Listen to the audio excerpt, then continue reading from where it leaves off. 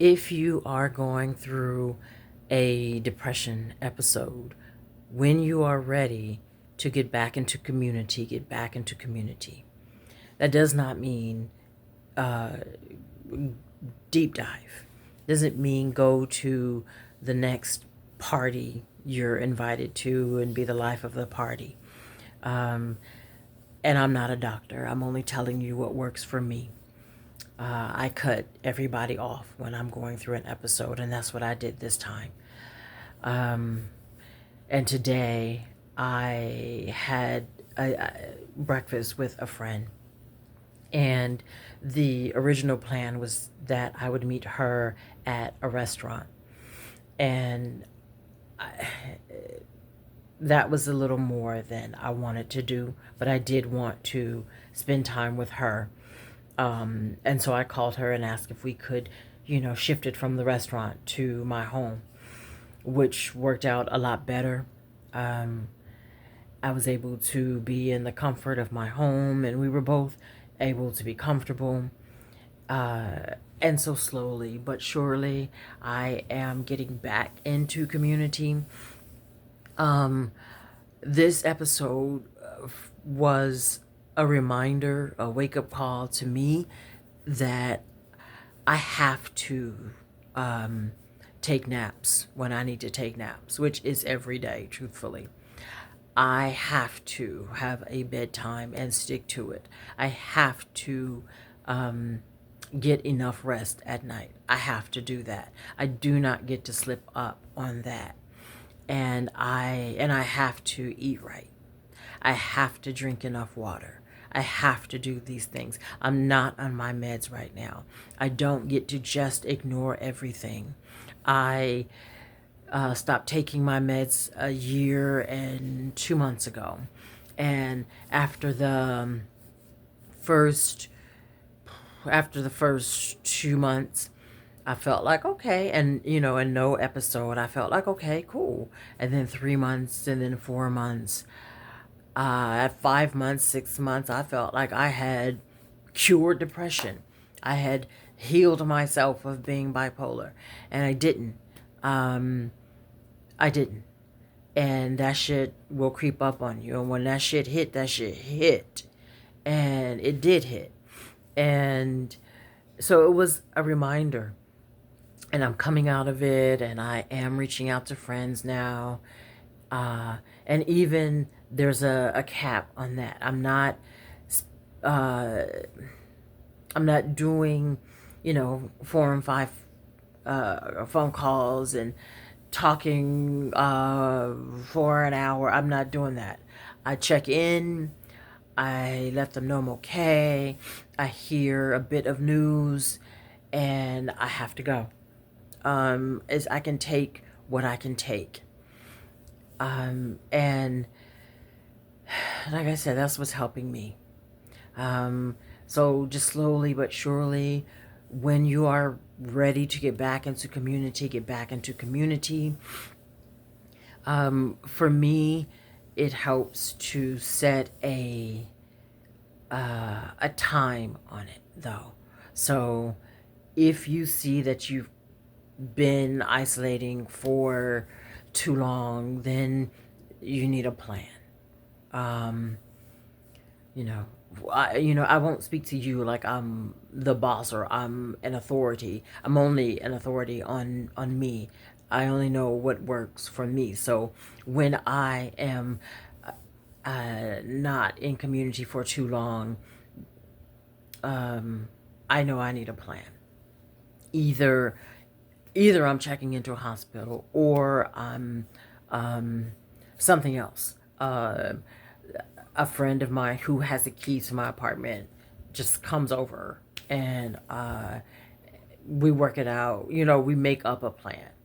But me allowing myself, you know, if I'm on the couch for 4 or 5 days, I know it's a problem.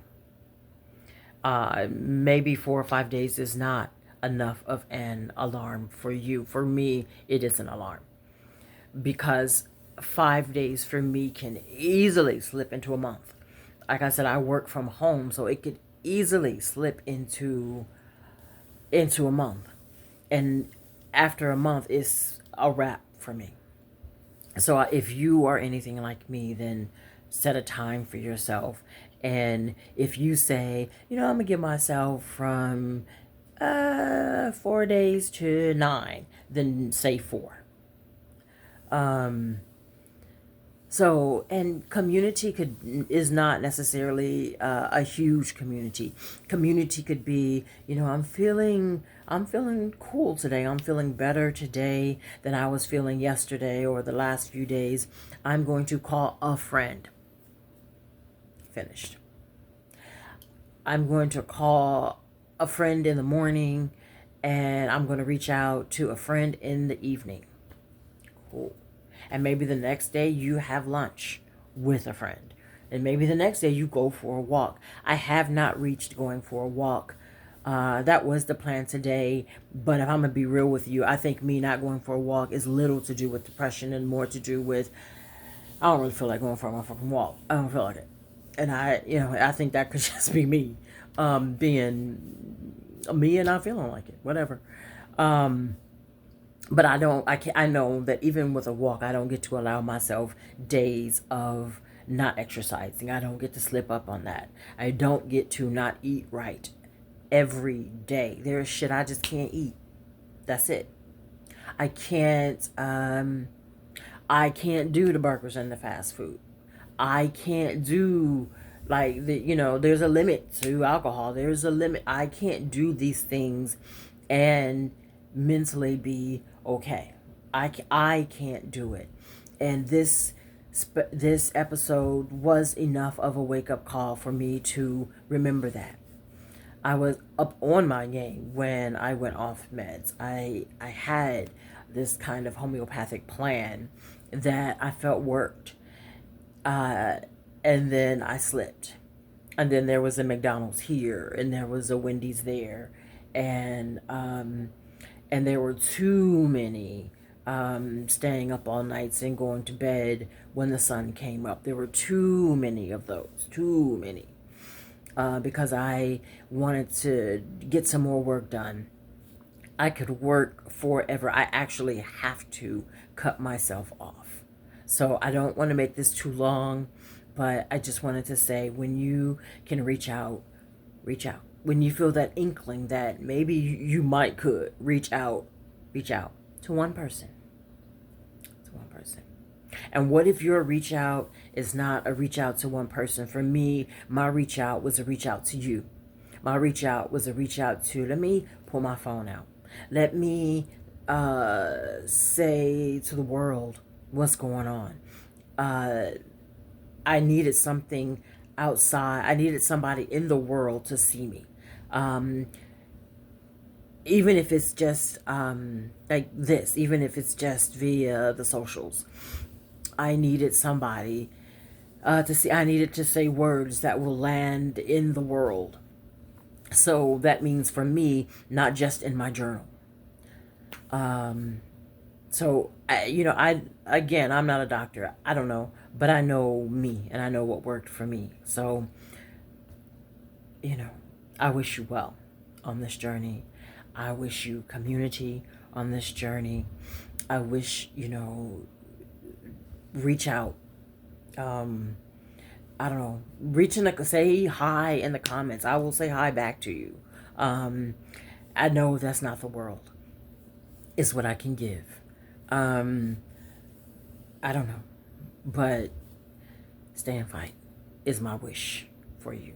And stay and fight sounds so much like labor. Like I stay and then I have to fight for the rest of my life. Kind of.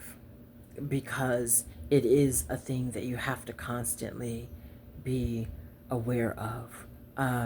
You know how a lot of people start videos with, I don't know who needs to hear this, but, well, I know exactly who needed to hear this, and that was me.